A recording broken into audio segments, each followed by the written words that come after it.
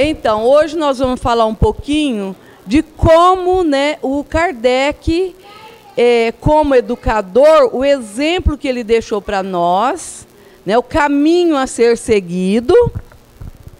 E também vamos saber como que o Kardec foi educado.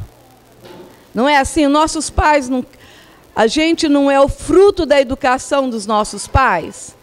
E os nossos pais passam para a gente o quê? A educação que eles tiveram, não foi?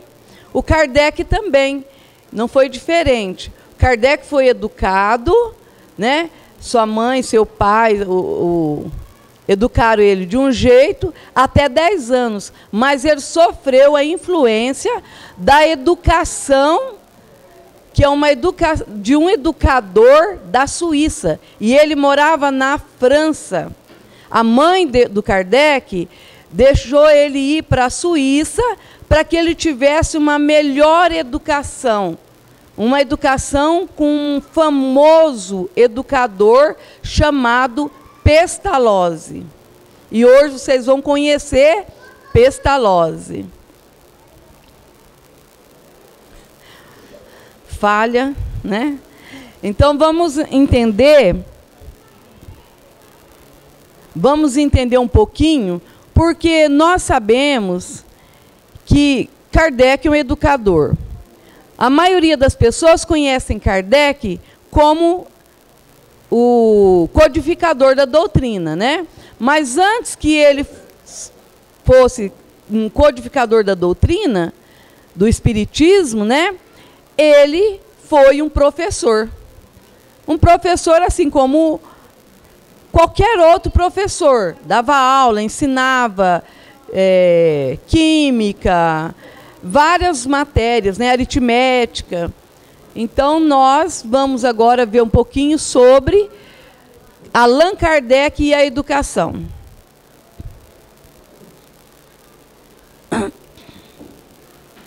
Você vai mudando para mim, Silvio, porque eu não vou dar conta de fazer as duas coisas. Vai mudando para mim.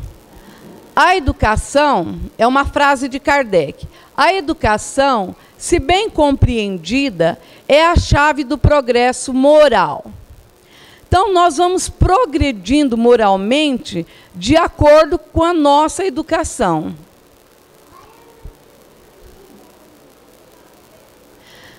Então, aquele que hoje conhecemos pelo nome de Allan Kardec, chamava-se Hippolyte Léon Denisard Rivaio.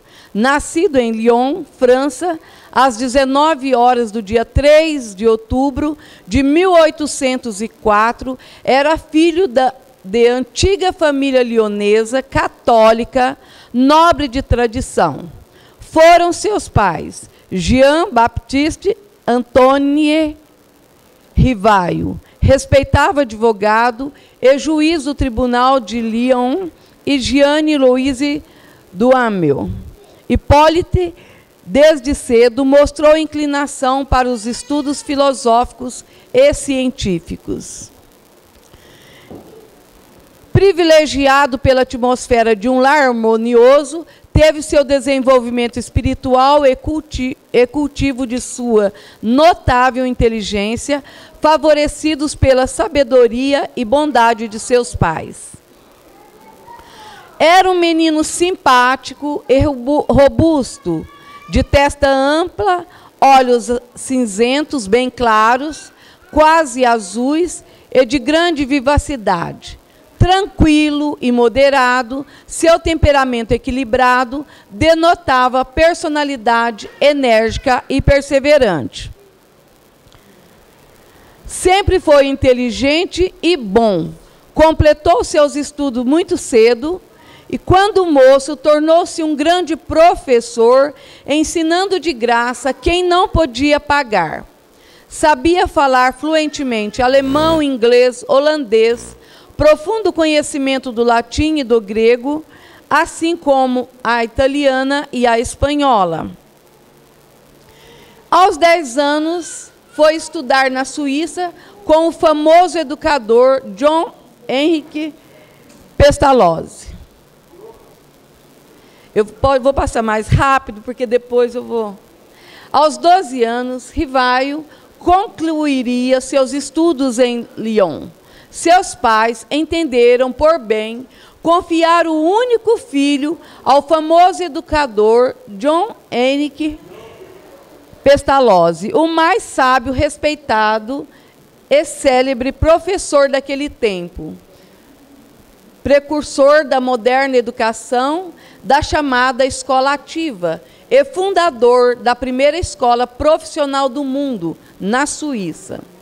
Então, desfrutaria o menino Rivaio a companhia desse mestre em excelência, verdadeiro formador de caráter. Tão amado era que seus alunos o chamavam de pai Pestalozzi. E ainda, em Yverdon, aos 19 anos, interessou-se pelo estudo do magnetismo.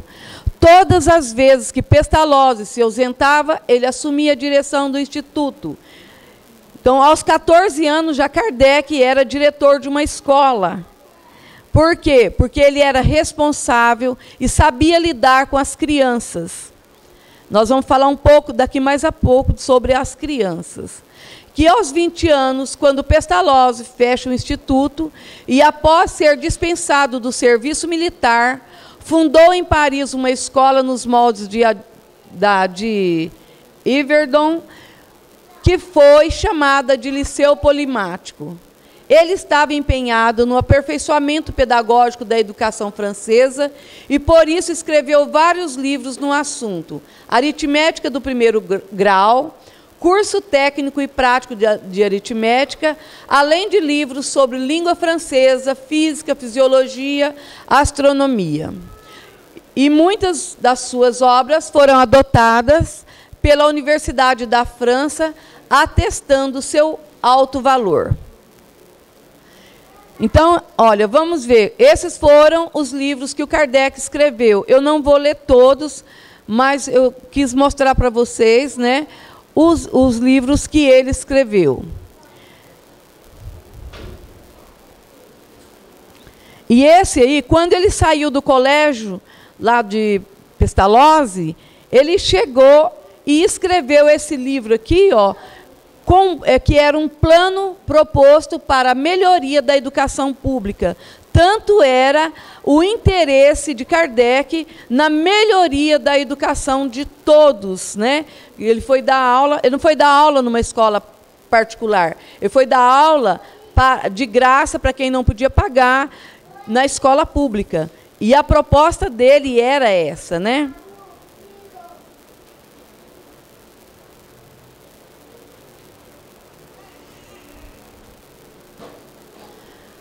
Em 1831, publicou mais 3 livros e conheceu Amélie Gabrielle Boudet, que era professora da Escola de Belas Artes, poetisa e pintora, com quem casou-se em 1832.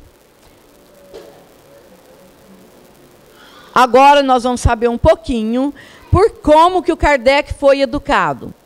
Porque nós sabemos, né, que nós somos produto do meio onde nós vivemos. Então, por isso que nós temos que preocupar com os nossos filhos, com as nossas crianças, com o meio que a criança convive. Porque aí é feita a educação, a nossa educação, né?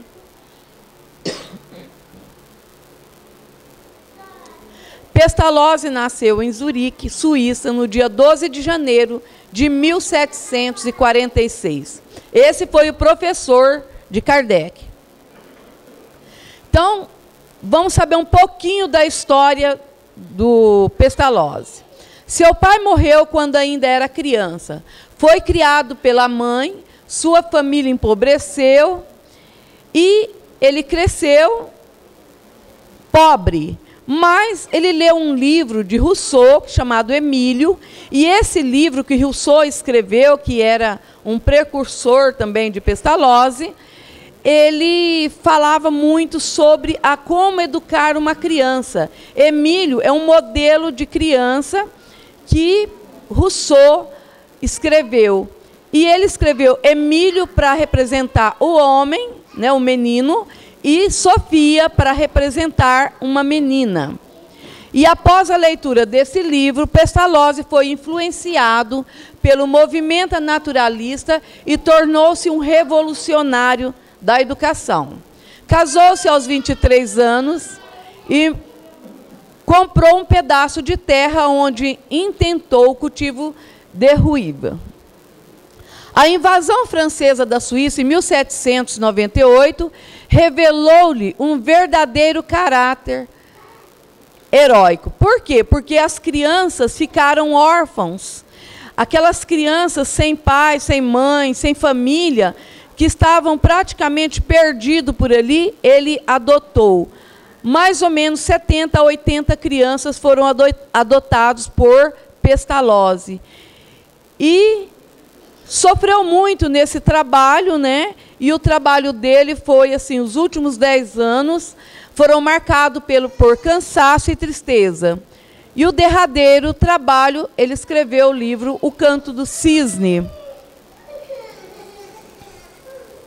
Então, o Pestalozzi foi mestre, diretor, fundador de escolas. É considerado um dos defensores da escola popular extensiva para todos, né? Que hoje se fala assim, educação para todos, mas Pestalozzi, lá em 1700, né, já falava da educação para todos. A educação para o bem comum, que todos tivessem acesso à educação. Por quê? Porque ele sabia que é pela educação que o ser humano evolui. A gente progride, né? Educando-se. Como bom discípulo de Rousseau, estava convencido da inocência e da bondade humanas, bastando que estimulasse o desenvolvimento espontâneo do aluno, atitude que o distancia do ensino dogmático e autoritário. Então, o que a gente precisa aprender é esse sistema de ensino na base do amor, porque a autoridade, o autoritarismo nas escolas, ou qualquer ensino, seja em casa, seja na educação espírita, em qualquer lugar, o autoritarismo não educa, né? Mas sim a autoridade moral, que é a autoridade amorosa, bondosa, a autoridade através dos exemplos, que nós vamos falar daqui a pouco, né? Para ele, né, para Pestalozzi, o indivíduo é um todo, cujas partes devem ser cultivadas. A unidade, que é o espírito, coração e mão, corresponde à tríplice atividade: conhecer, querer e agir, por meio da qual se dá o aprimoramento da inteligência, da moral e da técnica. Daí a importância dos métodos para a organização do trabalho manual e intelectual. Segundo ele, deve-se partir sempre da vivência intuitiva, para só depois introduzir os conceitos abstratos. E aí estão os livros, né, que ele conheceu. Emílio, e ele conheceu esse outro livro também, que é o Contrato Social. Todos os dois livros estão relacionados com a educação, com a sociedade, da nossa vida com a sociedade, como nós nos relacionamos.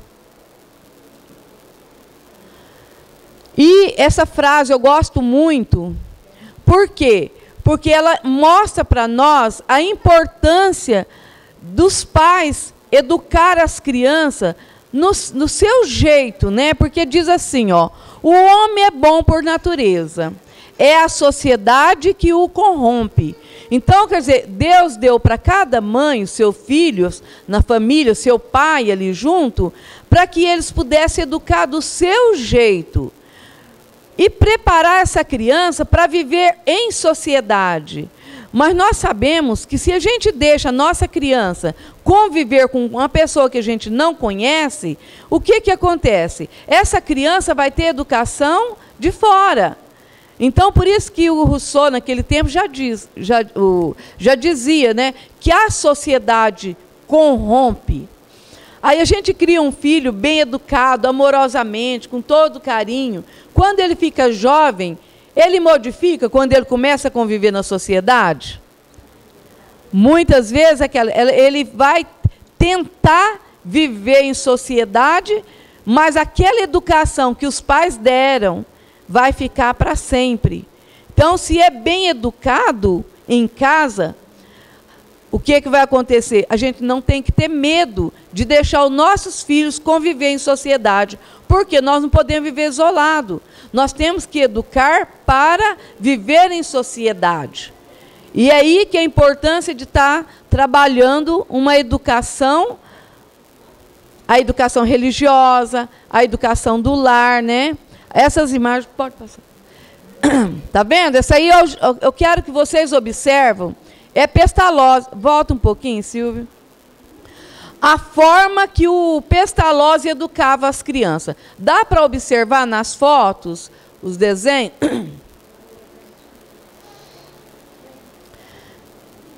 Olha como que ele era. Imagina 70, 80 crianças em volta da gente, sozinho, né? Ali para educar. E que forma que ele educava? Olha aí, carinhosamente. É pelo amor que a gente se educa. Porque violência gera violência. Quando eu falo com agressividade, eu estou dando oportunidade para que o outro também me trate com agressividade. A vida interior daquelas crianças, agora vocês vão prestar bem atenção, é nesse momento que vocês vão estar observando como foi a educação de Kardec. Teve um professor amoroso, né? Largou os pais com 10 anos e foi, mas os pais dele também já sabia, já sentia a missão de Kardec, que veio para que fizesse a transformação no mundo, a transformação do ser humano, através da educação formal, como ele foi educador, e também da educação religiosa, né? A vida interior daquelas crianças, cujas relações mútuas são sempre doces, amistosas, benévolas e insensatas de movimento de cólera e de inveja. Ninguém tratava o outro com falta de educação, com nervosismo, com inveja um do outro. Ele exigia, né, aquela educação amorosa. Aquela afetuosa união e amável cordialidade que reina entre elas e os professores, que nessa época também Kardec, já depois que ele se educou, com 12 anos, ele começou a ajudar na educação dessas crianças. Porque na escola de Pestalozzi, os que aprendiam, os mais, que estavam melhorzinhos, os maiores, cuidavam dos menores. Então, assim como na família, né? Não nasce um primeiro, ou dois às vezes, né? Mas nasce um, aquele que vai crescendo, vai aprendendo a educação da família, depois aquela educação, aquele maior, ajuda a cuidar do menor, não é? E aquele outro vai crescendo, vai ajudando a cuidar do outro. E Pestalozzi agia assim também. Por isso que Kardec se tornou professor com 14 anos, né? Até diretor de escola. Então, veja bem, as instruções religiosas que recebem com profundo recolhimento, as orações e os cantos com que dão graças por seus benefícios e pelos prazeres puros e inocentes que douram sua existência. A ordem e a harmonia daquela casa, fundadas na influência paternal de Pestalozzi, que impregna profundamente as crianças de um sentimento interno de amor, reconhecimento e veneração. Então, eles tinham momento de orações, de recolhimento, cantava, que tudo isso é importante para as crianças, né? Cantar, ensinar a orar, a ensinar elas a tratar bem os professores, a que os professores também têm que, por dever, tratar bem as crianças. E era uma relação mútua. O que é uma relação mútua? Assim, eu trato você da mesma forma que eu quero que você me trate. Eu respeito você e quero ser respeitado. As reuniões, ele fazia reuniões todo sábado com as crianças, nos quais falava às suas crianças sobre a ocupação da semana anterior e convidando-as a se examinar, cada qual em sua consciência diante de Deus. Oferecia-lhes diversos quadros de sua sorte futura para fazê-los vislumbrar o objeto para o qual devem se dirigir. O que quer dizer isso? Ele levava as crianças a refletir sobre suas atitudes durante a semana. E a atitude que não era boa, ele levava a criança a pensar o que te espera, como vai ser seu futuro se você continuar agindo dessa forma. Então, esse é um modelo que nós devemos conversar com as nossas crianças. Se as nossas crianças têm atitude de rebeldia, nós devemos orientá-las, falando assim: se você continuar rebelde, que mundo que você vai querer para você? Um mundo de paz ou um mundo de violência? De que forma você quer viver no mundo? Se você quer um mundo de paz, então é melhor que você se corrija. Mude suas atitudes, porque você é capaz. E assim a gente tem que orientar nossas crianças também. O segredo que tem para interessá-las e atraí-las com ideias e sentimentos proporcionais à sua idade e à sua capacidade, e que as comove imediatamente. O balanço do próprio dinheiro que cada criança recebe semanalmente para lhe dar a ideia da propriedade e como meio de adquirir os hábitos de ordem econômica. Então, ele dava um dinheirinho para cada uma das crianças, semanalmente, e ensinava as crianças a administrar aquele dinheiro. É bem diferente de hoje, né?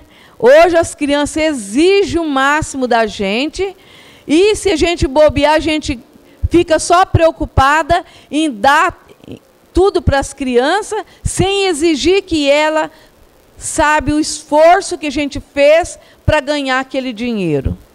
Então, a gente deve dar o dinheiro para a criança, sim, de acordo com a sua idade, de acordo com a sua capacidade de administrar. Olha, você vai ganhar tanto, só que eu não vou te dar mais, a não ser esse dinheiro. Você tem que viver com ele durante a semana, porque isso ensina a ser um bom administrador daquilo que ele tem. A ter cuidado, né?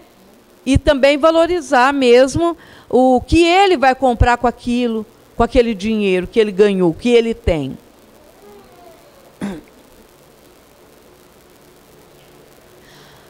Então, o Pestalozzi, ele foi considerado o educador da humanidade. Porque vocês observam que Pestalozzi passou esse modelo de educação para Kardec. E Kardec aperfeiçoou, trabalhando o espírito, né? Porque o Pestalozzi, a religião daquela época era o protestantismo. Pestalozzi não era espírita, né? Mas já o Kardec, já descobrindo tudo sobre a origem dos espíritos e estudando o magnetismo também, lá com Mesmer, né, sabendo a influência que tudo exerce no nosso corpo, ele ensinou para nós e deixou todas as obras prontinhas para que nós pudéssemos nos autoeducar. Então, ó, ele acreditava na educação, meio de desenvolvimento do indivíduo como num conjunto moral, intelectual e físico, né? Ele fala da potencialidade que encontra-se na criança, que cada criança é uma potencialidade. Quando a gente recebe uma criança em casa, a gente vê aquele serzinho tão pequenininho, mas nós não sabemos quem é esse espírito. É como se a gente pegasse uma semente de laranja. Quando a gente pega a semente de laranja, nós sabemos se a laranja, naquela semente, se ela vai ter que jeito é o tronco dela? Sabemos de que jeito são as folhas? Sabemos das flores? Na semente a gente vê o fruto? Não, mas aquela semente, se bem cultivada, ela é capaz de dar bons frutos. A criança também, do momento que nós recebemos de Deus, o Filho de Deus em casa, ele é uma potência, assim como o Pestalozzi ensinou. Então, nós somos capazes de, com carinho, com amor, educar esse ser para que ele possa fazer a diferença na sociedade. Porque um dia será perguntado para nós, pais, que fizemos da criança da qual Deus nos confiou. Então, a criança deve ser estimulada, principalmente um lar em que vive. Olha o que ele fala. A escola deve ser a continuação do lar. É no lar que se encontra o fundamento de toda a cultura verdadeiramente humana e social. Então, é em casa, os pais devem ser educados para educar essa criança. E se os pais não tiveram uma boa educação, é bom que ainda está em tempo de procurar uma casa espírita, se aperfeiçoar, para que a gente possa entender bem sobre a educação do espírito, para que a gente possa usufruir desse ser que nós recebemos como espírito. Então, é no lar que encontra o fundamento, já li. Vem ao mundo com cabeça, coração, né? Cabeça é os pensamentos, o coração, sentimento, a mão, que significa o corpo, né? Que nós expressamos através das mãos o que nós sentimos, o que nós podemos fazer com o nosso corpo, utilizando para o bem. Sendo a relação entre estas que determinará a correta formação humana, pelo que a exercitação corporal não poderá faltar. Então, no pensamento pedagógico de Pestalozzi, destacaram-se as 3 teorias: da educação natural, retomada de Rousseau, considerando a criança como dotada de todas as faculdades da natureza humana, cabendo à educação desenvolvê-las. Da formação espiritual do ser humano, a ser desenvolvida por meio da educação moral, intelectual e profissional, articulado, quer dizer, todas juntas, né? A gente se autoeduca, o intelectual, né, a gente, pelo estudo, pelo conhecimento que a gente busca ter, né, na nossa mente, e também o moral, que é o sentimento, e através do nosso jeito de agir. E da instrução, tendo como ponto de partida a intuição, que seguia em particular a psicologia infantil. Ele fala muito da intuição, porque nós recebemos, através da intuição, aquilo que é melhor para nós. Onde é que nós manifestamos Deus? Na nossa consciência. Então, é através da mente, da intuição que vem na nossa mente, que a gente sabe o certo e o errado. Deus, ele não deixou ninguém órfão, né? Deus, ele deu para cada um, porque nós somos seres criados à imagem e à perfeição de Deus, não no corpo, né? Porque Deus não é um corpo como o nosso, mas no amor. Então a gente recebe na intuição, pela bondade de Deus, do Criador, todo mundo tem a consciência do certo e do errado. Se corrompe, se procura o caminho errado, é porque temos o livre arbítrio. Quer dizer, nós somos livres para escolher, porque nem Deus exige que a gente faça as coisas só certas. Deus quer que a gente faça certa, dá a oportunidade da gente fazer certa, mas nós, pela nosso livre-arbítrio, a gente ainda se encontra numa faixa de evolução ainda pequena, considerada de terceira classe, espíritos ainda imperfeitos, né? Por isso que a gente tem que buscar a autoeducação.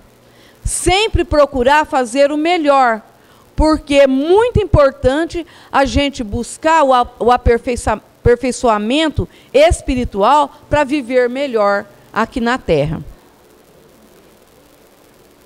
Então, o Pestalozzi, ele condenava as punições e recompensas. Poderes infantis brotam de dentro para fora. Como ser, né, como espírito, a potencialidade da criança é trabalhada de dentro para fora. Do sentimento, né, a gente tem que pensar no sentimento, na intuição, e para que a gente possa resolver as coisas com mais facilidade.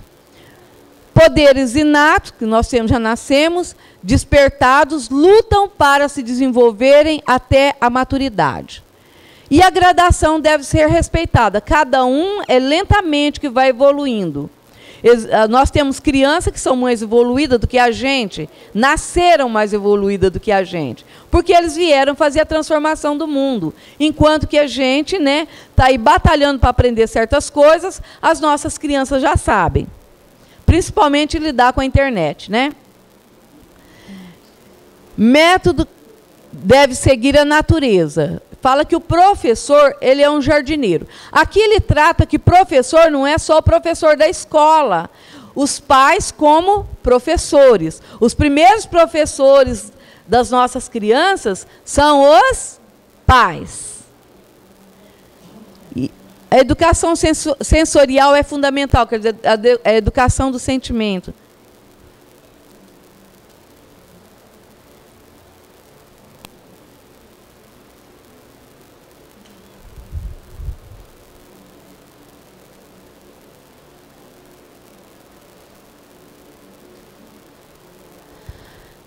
E Pestalozzi, mestre de Kardec, foi um apóstolo da educação, né, e Kardec aprendeu com ele que educar é amar. Eu vou passar um pouquinho, né? Ele disse assim, ó, que a educação sem Deus dos nossos dias, produzida pelos abusos do sectarismo religioso, terá de ser substituído pela educação espírita. Então, veja a nossa responsabilidade como espírita, né? Onde a fé não é imposta, porque o espiritismo, ele não impõe nada, ele respeita o outro. Olha lá, mas desenvolve educando à luz da razão, porque nós temos que chegar nós precisamos entender que a educação espírita, a pessoa vem para a casa espírita, por quê? Por que vocês estão aqui? O Silvio obrigou? A Cássia, então? A Cássia não obrigou ninguém a vir aqui? Por que vocês vieram aqui? Porque vocês já usam, sabe o quê? A razão. Ó, é importante para mim a aula. É importante estar no meio. É gostoso ser bem acolhido, ser bem recebido. É gostoso vir aqui. Né? Então já é a razão. Eu não venho na casa espírita, mas obrigado. Eu venho porque gosto, não é? Já deixou de achar mais importante os programas de televisão do sábado à tarde para vir na casa espírita. Isso já é uma evolução, né? Nós já evoluímos.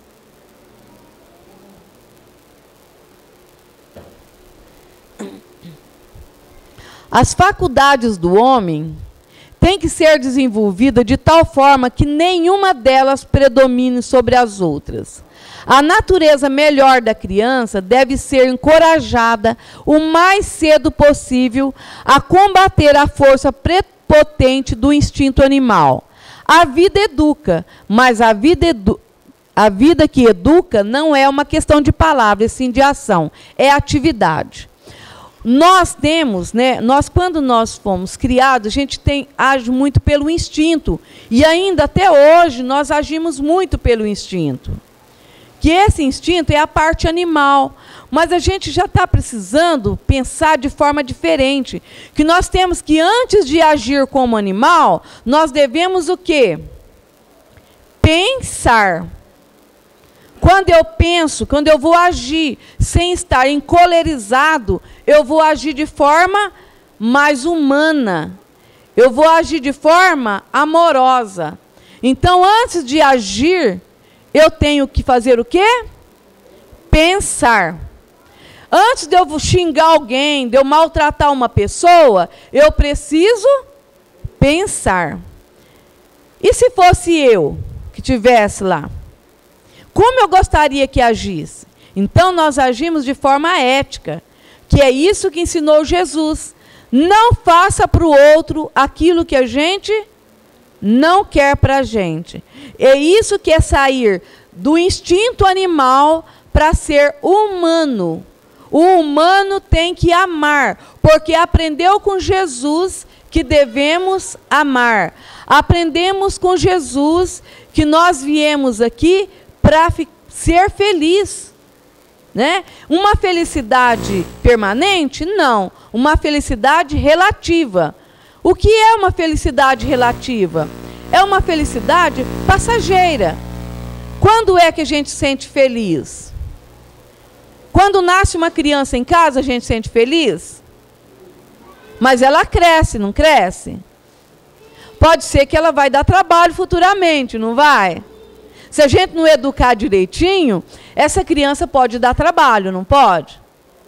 Tem muita gente que, às vezes, quando a criança cresceu, fala, ai, meu Deus, por que eu tive essa criança?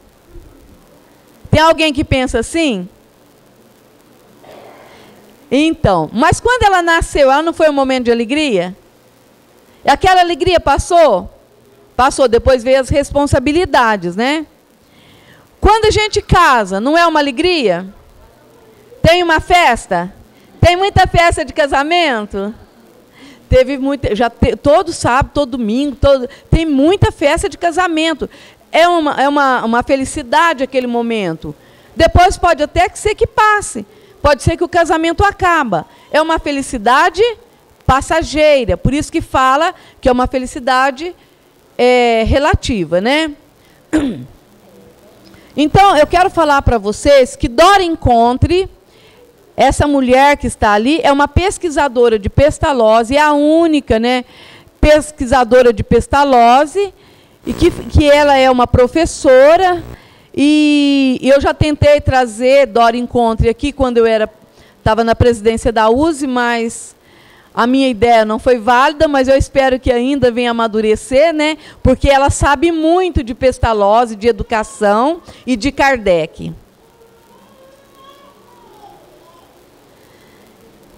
Então, o que ela fala, essa educadora, né? Ela fala que Pestalozzi já tinha o conceito espírita de religião.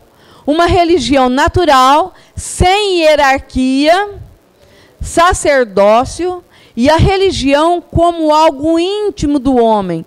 Porque aqui não tem ninguém melhor que o outro. Ninguém que fala assim, esse aqui é o dono dessa casa. Né? Não existe dono na casa espírita. Não existe hierarquia.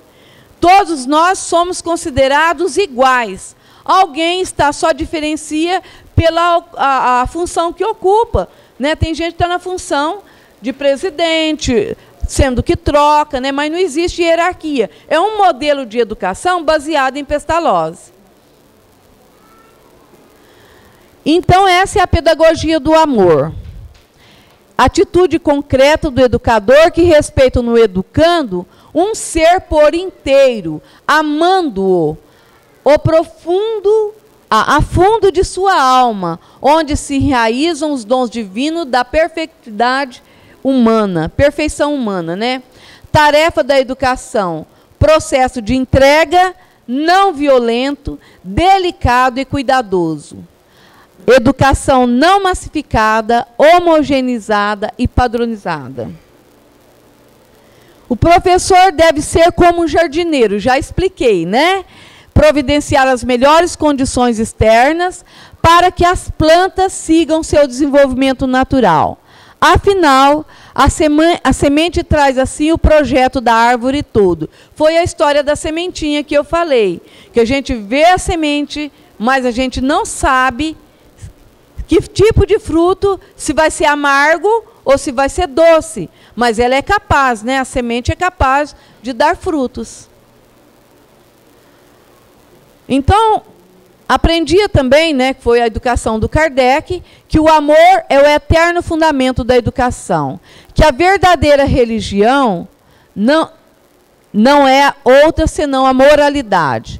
Assim, Denisard Rival iniciava a concepção da ideia de uma reforma religiosa com o propósito de unificar as crenças. Então, Kardec ele não tinha ideia de ser o dono da doutrina espírita. Por quê? Porque a educação dele foi lá de Pestalozzi, sem hierarquia. Mas ele tinha uma ideia de unificação de todas as religiões, que a gente acredita, né? Que perguntaram assim, o espiritismo é o futuro das religiões? Não. A religião espírita será o futuro das religiões. Então, todas vão unificar, porque Deus é um só, né? A forma de ensinar, o sistema, a metodologia, às vezes muda de uma para outra, a visão, né? Mas nós vamos um dia unificar. Então, foi em 1828, né, ele escreve esse livro, que é o plano proposto para a melhoria da educação pública. Pode mudar. Está vendo o primeiro livro que ele escreveu? Ele fala lá, os meios próprios para se educar a juventude são uma ciência bem distinta que se deveria estudar para ser educador, como se estuda medicina para ser médico. Os pais devem estudar para ser pais? Vocês acham que os pais devem estudar? Quando faz curso de orientação à gestante, os pais já não são educados para como lidar com aquele filho de Deus que chegou na sua casa? E que Deus confiou naquela pessoa, é porque ela vai conseguir, ela vai dar conta? Então, esse também foi o Kardec também aprendeu muito com ele, né? Que foi Sócrates. E está lá no início do Evangelho segundo o Espiritismo, nos percussores da doutrina. E essa frase muito interessante, conheça-te a ti mesmo e conhecerá o universo e os deuses. Se a gente conhece a gente mesmo, nós sabemos quais são os nossos defeitos, quais são as nossas qualidades e provavelmente a gente vai lutar para fazer a transformação de um ser imoral para um ser moralizado. Então vamos lá. Que depois, quer dizer, que Kardec ele foi um professor e a partir de então ele passa a ser um conhecedor do Espiritismo, porque ele pesquisou, ele codificou a doutrina dos Espíritos. Então ele diz assim, que existe entre os seres humanos uma igualdade essencial e uma desigualdade relativa causadas pelos diferentes graus evolutivos em que nós encontramos. E que cada ser é uma individualidade única e que deve ser respeitado pelo educador. Essa desigualdade relativa é que cada um nasceu num lar, né? Cada um tem o seu jeito de ser, cada um pensa de uma forma, mas, na essência, nós somos todos o quê? Espíritos. Nós somos iguais, porque somos filhos de Deus, fomos criados. Mas como cada um é uma individualidade, cada um tem uma forma de ser educada. É por isso que a gente precisa estudar, porque nós precisamos dar para os nossos filhos educação diferenciada. Por quê? Porque somos diferentes. Nós não podemos dar para os mesmos filhos a mesma educação, para os nossos filhos a mesma educação. Se eu tenho 5 filhos e eu falo assim, eu dei educação igual, um só que está dando trabalho. Aonde que está o nosso erro? Em ter dado a mesma educação para todos. Nós temos que ter um espírito de observação de que cada criança é um ser individual. E que cada criança exige um tipo de educação. E para cada criança a gente vai ter um jeito. E é intuído na nossa mente de que forma eu devo educar. Certo? Então, o Espiritismo é obra de educação. Há um elemento que não se ponderou bastante, e sem o qual a ciência econômica não passa de simples teoria. A educação. Porque a educação é um conjunto de hábitos adquiridos. Olha lá, trabalhando essa frase de Kardec, que a educação é um conjunto de hábitos adquiridos, portanto, a renovação da humanidade só se processará com o exemplo dos pais. Se os pais têm bons exemplos, eles terão bons filhos, porque é pelo exemplo é que nós educamos. A educação é uma arte particular, bem distinta de todas as outras, e que, por consequência, exige um estudo especial. É muito interessante pensar isso aqui, ó, que não é, aliás, nem mais fácil, e nem também fácil de estudar, não é fácil de praticar. Ela exige disposições e uma vocação muito particular. Exige qualidades morais que não são dadas a todos os homens, tais como a paciência e uma sabedoria a toda prova. Uma sabedoria misturada com firmeza. Então, quer dizer, é fácil educar? É mais fácil criar uma manada de burros? É mais fácil lidar com os animais? Por quê? Porque o animal a gente só trata. A criança não adianta só eu tratar, dar alimento para a criança. Eu tenho que dar o quê? Educação. E essa educação não é feita através de violência. A educação é feita através de bons exemplos, de bons diálogos, boa conversa, de sabedoria com doçura, serenidade. Ninguém ensina. Jesus, vocês já viram contar, o nosso mestre, o maior educador que existiu, educar xingando, gritando, falando. Chico Xavier falava gritando, xingando. Ouviu falar os nossos exemplos aí de espíritos que já foram, se educavam dessa forma? Não. Todos eram amorosos, dóceis, né? Falava com sabedoria. E André Luiz recomenda que a nossa fala deve ser com o coração.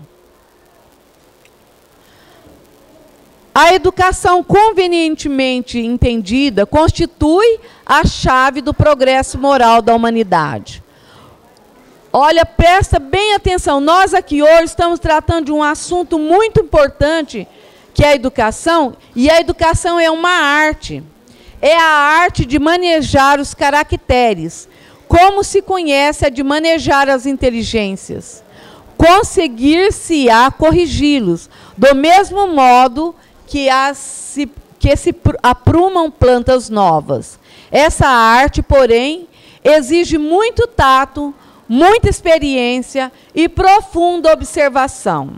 Os nossos filhos em casa, quando está com algum problema, quando a criança está revoltada, rebelde, o que nós devemos fazer? Observar o que está acontecendo, o que eu posso fazer para amenizar esse problema, buscar uma solução para esse problema. Não é fazer o quê? Brigar com essa criança, brigar com esse jovem, mas conversar para saber o que melhor a fazer, o que nós podemos fazer para melhorar. Porque existe, falou muito aqui de jardineiro, mas existem pais que cuidam melhor do seu jardim, melhor do seu carro, melhor da sua casa, do que da formação da criança, da educação da criança. Então a gente tem que, às vezes, deixar de lavar um pouco a casa, de ficar limpando toda hora, todo dia, com aquela mania de limpeza que mãe tem, não é? para cuidar, observar, sentar um pouco com a criança, olhar o caderno, conversar com ela, olhar olho no olho, sentir essa criança, não tocar só para bater na criança, porque as crianças na escola, quando a gente chega perto dela, para a gente fazer um carinho, ela encolhe. Por que ela faz isso? Porque em casa ela só apanha. E apanhar, bater não corrige. Bater piora a situação. A violência, ela piora a situação. Né? Então, depois que Kardec codificou, só vamos mostrar agora as obras de Kardec, né? Aí, o Pentateuco, mais o que é o Espiritismo, obras póstumas, pode ir passando. Essa é a primeira, né, que foi em 1862. Kardec fez uma viagem, ele escreveu tudo nesse livro. Nós conhecemos alguns textos só.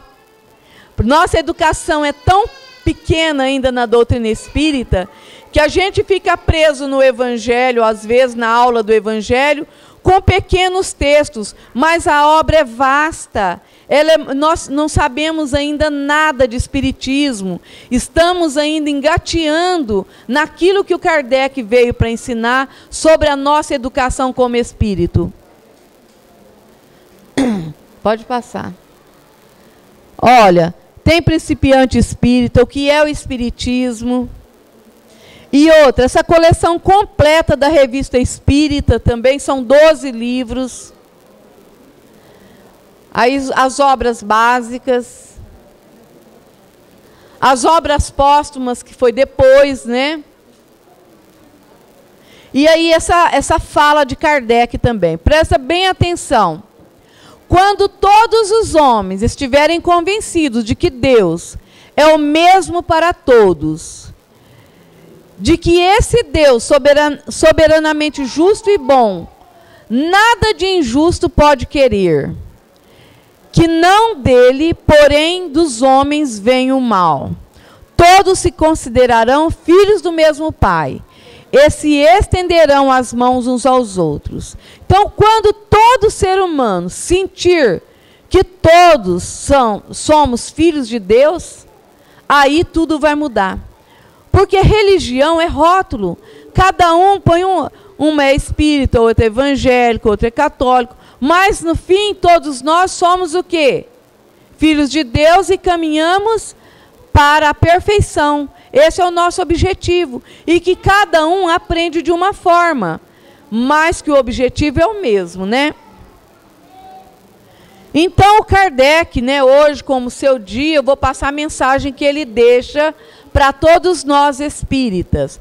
Ó, ele não falou para os espíritas de outro lugar. Ele falou para os espíritas do Brasil. Olha lá. O espiritismo não é uma luz nova, mas uma luz brilhante, porque surgiu de todos os pontos do globo através daqueles que viveram, tornando evidente o que era obscuro, porém põe fim às interpretações errôneas e deve unir os homens em uma só crença, porque não há senão um Deus, e suas leis são as mesmas para todos. Olha a beleza de tudo isso. Então, a lei de Deus é para todos. E nós precisamos o quê? Sentir no outro filho de Deus. E hoje, né, como é o aniversário de Kardec, essa frase, nascer, morrer, renascer ainda e evoluir sempre, tal é a lei. Nós evoluímos sempre. Nós saímos de uma reencarnação, voltamos para o mundo espiritual, voltamos novamente num corpo humano, até a gente adquirir a perfeição. E o outro, o próximo, o amor que eu tenho que sentir pelo próximo, é que vai ser a ponte para a minha evolução espiritual. Enquanto nós estivermos degladiando uns com os outros, sem nos educarmos para viver bem um com o outro, a gente vai ficar estacionado. E onde que a gente começa a nossa educação? Na nossa família, né? Em casa, amando e respeitando aqueles com quem Deus mandou a gente conviver. É fácil? Mas o Kardec disse que seria fácil? Pestalozzi achou que foi fácil?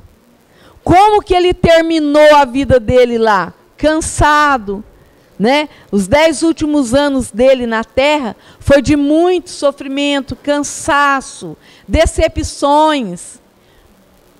Por quê? Porque a trabalhar a educação é gratificante, mas o caminho, ele não é simples. Exige que se a gente pudesse vir segunda, terça, quarta, quinta, sexta, sábado, domingo, segunda, todos os dias estudar o Espiritismo, que fosse por 20 minutos, e estudasse também em casa, aí facilitaria, né, para a gente. Compreenderíamos o nosso papel aqui na Terra de forma melhor. Compreenderam? Mas por ser difícil eu tenho que parar? Quando a caminhada está difícil eu paro? Eu busco força na oração, na prece, buscando ajuda com os nossos benfeitores, pedindo ajuda para o nosso anjo da guarda, amigos espirituais que simpatizam com o nosso jeito de ser, para que a gente venha sair das dificuldades que a gente se encontra. E para isso exige uma palavrinha com 2 letras. Quem sabe me dizer? Fé. Exige que a gente aumente a nossa fé. E fé é muito mais do que acreditar. Fé é confiar em Deus, é confiar em Jesus, é confiar nos ensinos e buscar o nosso aperfeiçoamento de livre e espontânea vontade. Eu quero melhorar. E quando eu digo eu quero, eu consigo. Por quê? Porque o poder, tudo que eu quero, eu posso? Posso. Quando eu quero para o bem, eu posso. Eu só não posso para o mal. Nem tudo que eu quero para o mal, eu posso. Mas para o bem, eu posso. E tem que ter esforço, né? Então, eu agradeço a vocês.